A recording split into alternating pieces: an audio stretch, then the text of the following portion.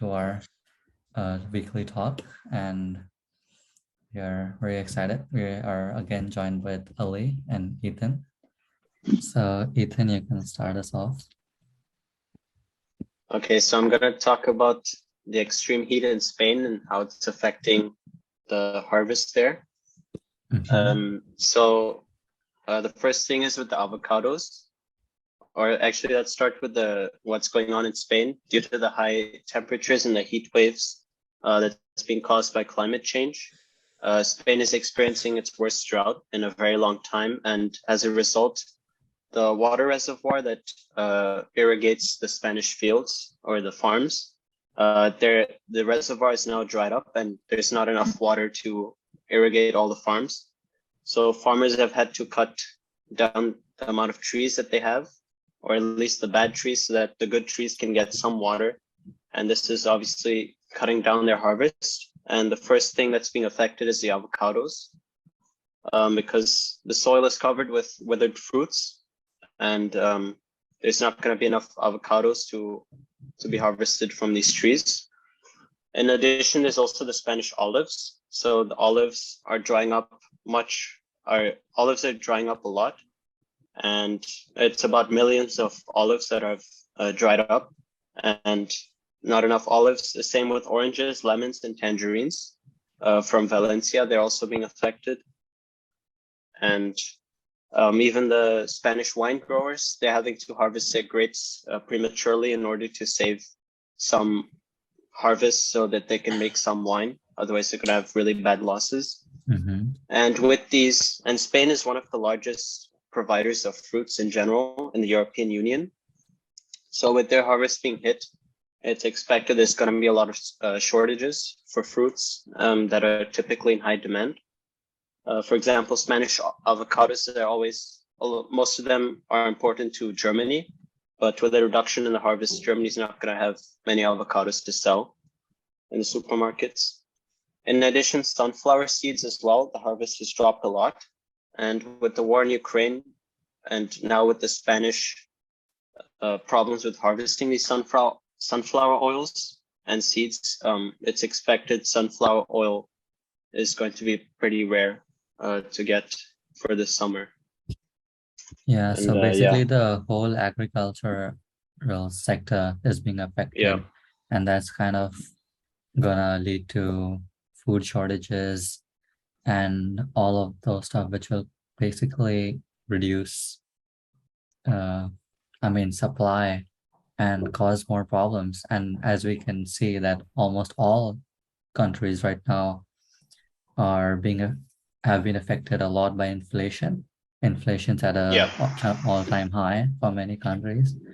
So poor harvest will just lead to prices going up for food products because there's smaller supply. So inflation will just keep on increasing. And we also see that how detrimental global warming is turning out to be, because the heat waves keep getting hotter every year, and because they keep getting hotter and global warming is increasing, the heat waves are also happening more frequently. And this is causing many problems to not just Spain, but to all countries. Recently, 1 year ago, there was a drought in India, which caused many problems. So, and then some countries don't have, sorry to cut you off, but so some countries do not have issues with that drought. I don't know how to explain it, but because if you look at Africa right now, you would see that there haven't been any issues with water because it is already really hot there, and the agriculture there the water flow there is based off of a rain cycle. So it's really not affected that much by heat because all of the water that gets affected is put back into the rivers.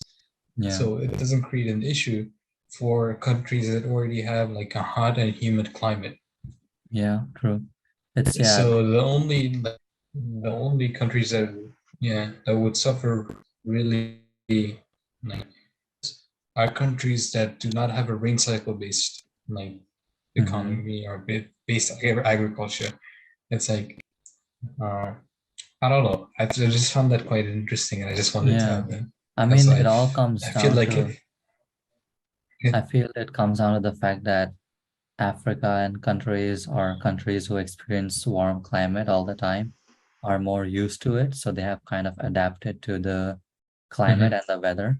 But for European countries where you have a hot summer for a maximum of 3 months or 4 months, when it goes up to 5 months or 6 months, that can be very challenging for them. Mhm. And Yeah, and another contributor is the poor management of water in Spain. They use outdated irrigation systems, and they're not like they haven't invested much money into modernizing this irrigation system with managing the water. So there's a lot of criticism as well on the Spanish government for not taking enough actions to prepare for these kinds of situations. And Spain has got to fight droughts when there's still enough water around and not when it's all gone. yeah. Mm.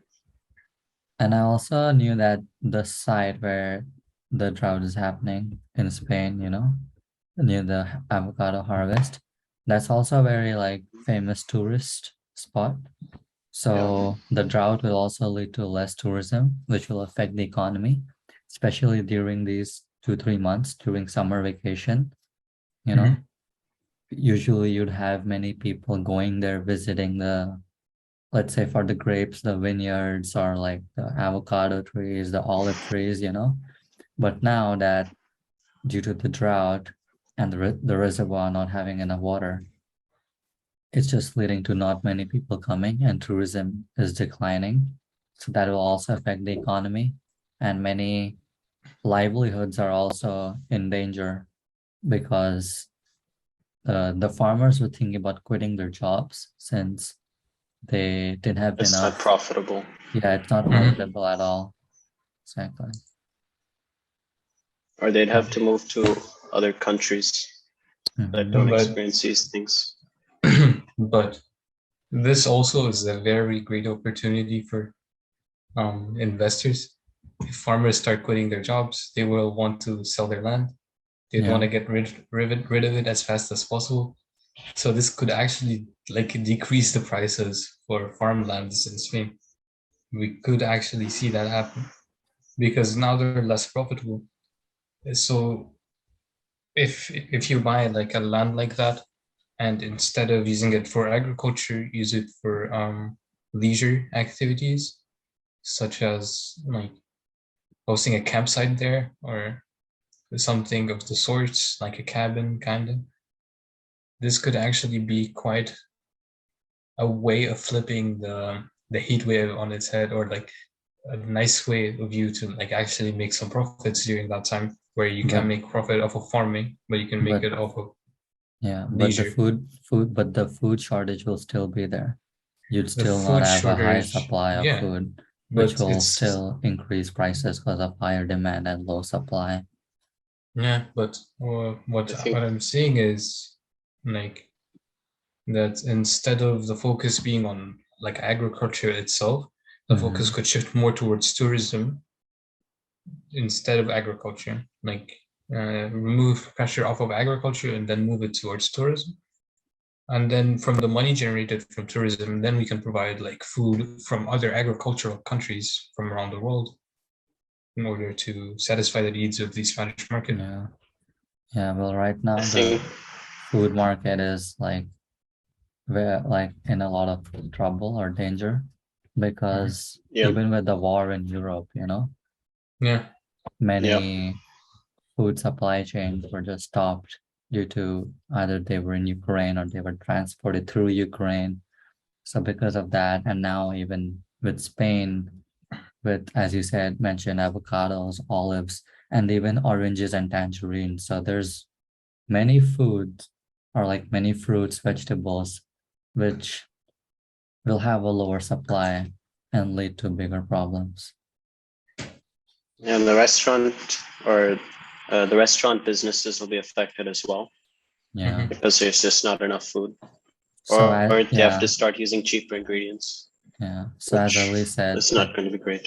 Yeah. yeah, I think it was a good solution. Maybe investors and private companies can buy the land, and maybe they can limit the usage of the land so that it's not fully commercial, but also helping the government in some sort of the way and helping with the food shortages.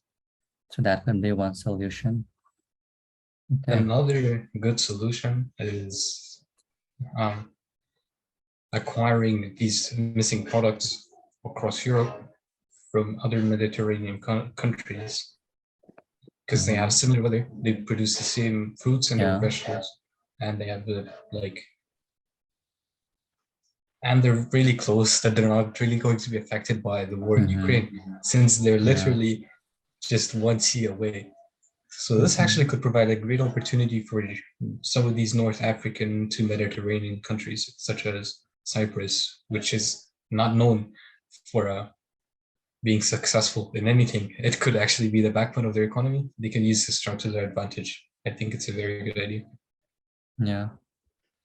Okay. Yeah, that was a good discussion, good topic. We'll thank you, Ethan and Ali, for joining us.